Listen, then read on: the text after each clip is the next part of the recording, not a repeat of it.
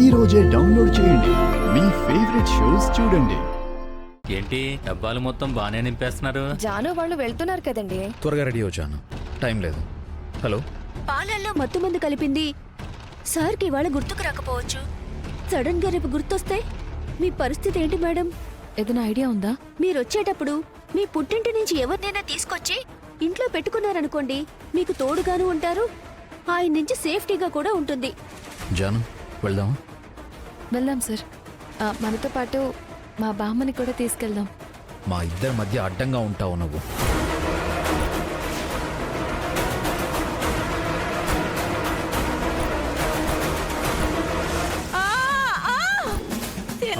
అయ్యో బామ్మ.